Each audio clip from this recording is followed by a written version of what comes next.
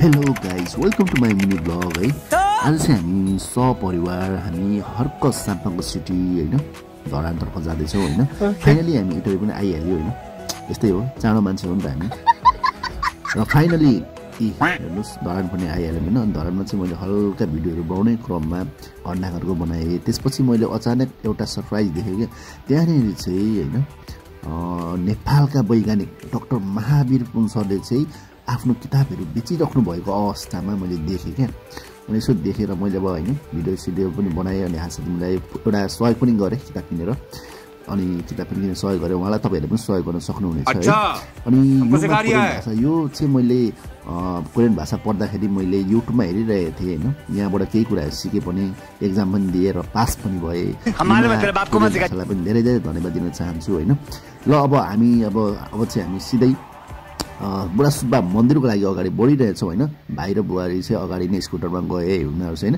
हामी चाहिँ यसरी टेम्पोमा गयौँ होइन, चारजना खाँदै र यहीँबाट चाहिँ हामी अब अगाडि बढ्छौँ बुढा सुब्बा मन्दिरको लागि। हुन त हाम्रो त्यस्तो भाकल त केही थिएन होइन, तर यसो अब धरान घुम्न आएको बेला चाहिँ आमा बुवालाई यसो दर्शन गराइदिउँ भनेर हामीले लगेको थियौँ होइन।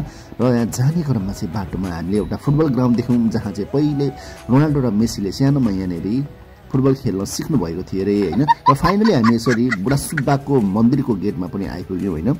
र चट्टसँगले हामी अब अगाडि बढौँ। यहाँनिर चाहिँ भाइ र बुहारी चाहिँ अगाडि नै आएर बसिरहेको छन् हामीलाई पर्खेर। र हामी यसरी अगाडि बढौँ कि यहाँ गाइने दाईहरूलाई पनि देखेँ। एउटा गाइने दाई चाहिँ निकै भाइरल पनि हुनुहुन्छ टिकटकमा। र उहाँलाई चाहिँ मैले 10 रुपियाँ दिएर सहयोग गरिहालेँ। तपाईँहरू पनि पछि आउनुभयो होला, सहयोग गर्न सक्नुहुनेछ।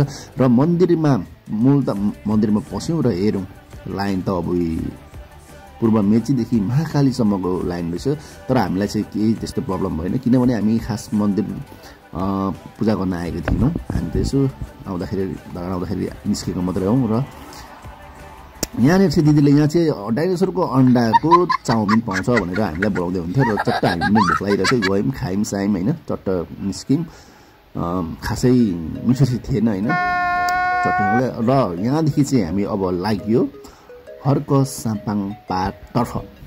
र यहाँ चाहिँ हेर्न सक्नुहुन्छ धरानको भ्यू, ब्युटिफुल भ्यू।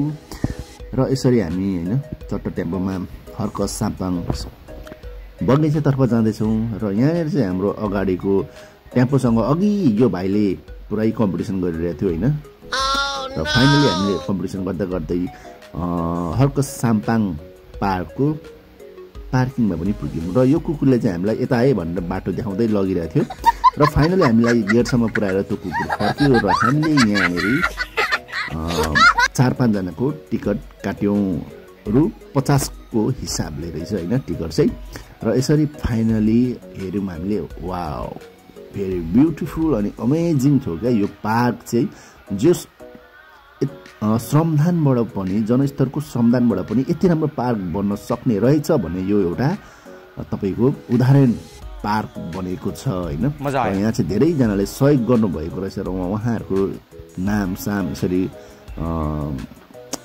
तपाईँको होइन राखिएको पनि रहेछ लेखेर होइन, कसले सहयोग गर्नुभएको छ भनेर। र यो पार्क चाहिँ मेरो पर्सनल होइन मेरो भ्यूमा चाहिँ होइन मलाई चाहिँ एकदम राम्रो लाग्यो होइन। र यो पार्क साँच्चैमा पनि एउटा उदाहरणीय पार्क बनेको छ। सल्युट छ त्यसको लागि स्वतन्त्र मेयर हर्क साम्पाङ ज्यूलाई। धराने जनताले चाहिँ एउटा सच्चा मेयरलाई चाहिँ, सच्चा देशभक्ति छोरालाई चाहिँ धरानको मेयरको रूपमा जिताउनु भएको रहेछ भन्ने कुरा चाहिँ यहाँबाट मलाई आभास हुन्छ है। बाहिरको मान्छेहरू तपाईँहरू कति हुनुहुन्छ धरान बाहिरको, म पनि धरान बाहिरकै हो उर्लाबारीबाट है। र यसरी धरानको बाहिरको मान्छेहरू आउनु हुँदैछ भने तपाईँ एकचोटि यो पार्कमा गएर चाहिँ भिजिट गरिदिनु होला भन्ने मेरो अनुरोध छ सबैलाई। एउटा अचम्मको चिज देखेँ, यो चाहिँ के रहेछ भने मेरो मनमा एकदम खुल्दुली थियो होइन। यो ढुङ्गाको यसको महत्त्व के छ भन्ने कुरा मलाई अझै अहिलेसम्म पनि मलाई थाहा छैन। मैले त्यहाँ भएको गार्दाहरूलाई पनि सोधेँ, तर गार्दाहरूले पनि एक्ज्याक्ट महत्त्व यसको के हो भनेर मलाई भन्न सक्नु भएन। यदि तपाईँहरूलाई थाहा छ भने तल कमेन्ट गर्न सक्नुहुनेछ है। मलाई चाहिँ थाहा छैन। हस् त आजको लागि यति नै, फेरि भेटौँला अर्को भिडियोमा। बाई।